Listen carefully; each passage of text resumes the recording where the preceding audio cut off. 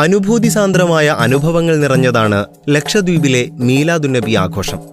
സഫർ 1 മുതൽ ദ്വീപ് നിവാസികൾ മീലാദുന്നബിയെ വരവേൽക്കാനുള്ള ഒരുക്കങ്ങൾ ആരംഭിക്കും. പള്ളികളും പാഠശാലകളും മീലാദിനെ സ്വീകരിക്കേണ്ടതിനെക്കുറിച്ചുള്ള ആലോചനകൾക്കാണ് 1 മാസം മുന്നേയുള്ള ഈ തയ്യാറെടുപ്പ്.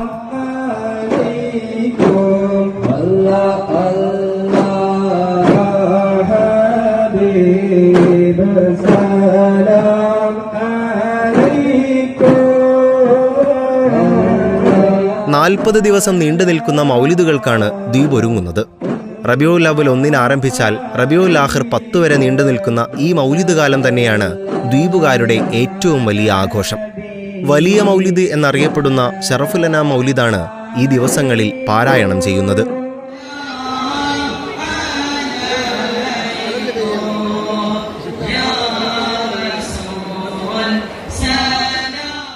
എല്ലാ വീടുകളിലും മൗലിദ് ചൊല്ലുന്നതാണ് ഇവിടുത്തെ പതിവ്.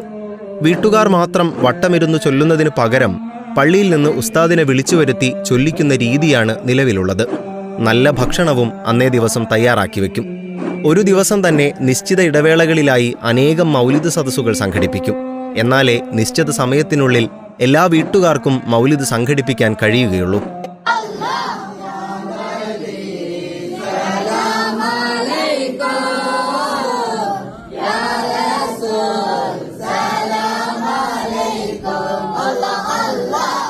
ചില വീടുകളിൽ ആദ്യത്തെ 30 ദിവസം മാത്രമേ ഇത്തരം സദസ്സുകൾ ഉണ്ടാകുകയുള്ളൂ.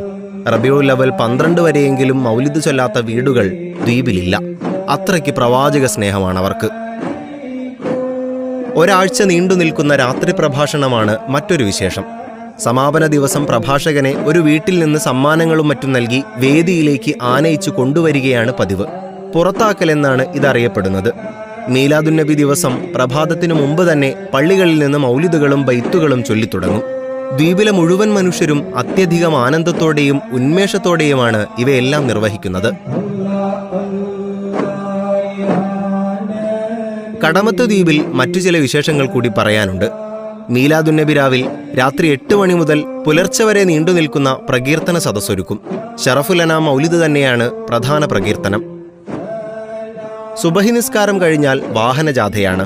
പിന്നീട് നടക്കുന്ന വലിയ റാലിയുടെ വിളംബരം കൂടിയാണ് ഈ വാഹനജാഥ. ഏതാണ്ട് 9 മണി സമയത്ത് നാട്ടിലെ ഖാദിമാർ പതാക ഉയർത്തും. ഇതിനായി ഖാദിമാരെ വീട്ടിൽ നിന്ന് സ്വീകരിച്ചു കൊണ്ടുവരുന്ന പരിപാടിയുമുണ്ട്. പരമ്പരാഗത ദഫ്ഫകമ്പടിയോടെയാണ് ഈ സ്വീകരണ ചടങ്ങ്. നാട്ടുകാർ കഴിഞ്ഞ 1 വർഷക്കാലം മുഹമ്മദ് നബിയുടെ പേരിൽ നേർച്ചയാക്കിയ തുകകൾ കൊടിമരത്തിന് താഴെ പ്രത്യേകം വിരിച്ച മുസല്ലയിൽ നിക്ഷേപിക്കും.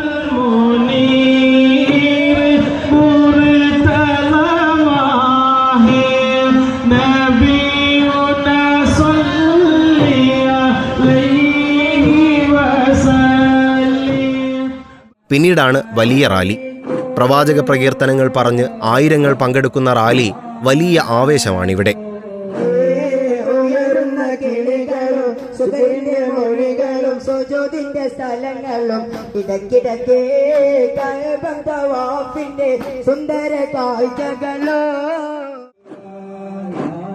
എല്ലാവർക്കുമുള്ള ഭക്ഷണം ഓരോ വീട്ടിലുമെത്തും.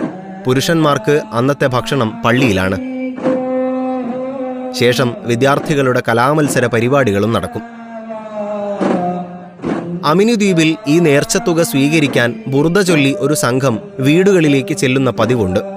റബീഉൽ അവ്വൽ 12 വരെ ഓരോ ദിവസവും റാലികൾ നടക്കുന്ന രീതിയുമുണ്ട് ആന്ത്രോത്ത് ദ്വീപിൽ. ലക്ഷദ്വീപിന്റെ മണ്ണും മനുഷ്യരും നബിദിനത്തെ ഇങ്ങനെയൊക്കെയാണ് വരവേൽക്കുന്നതും മനോഹരമാക്കുന്നതും.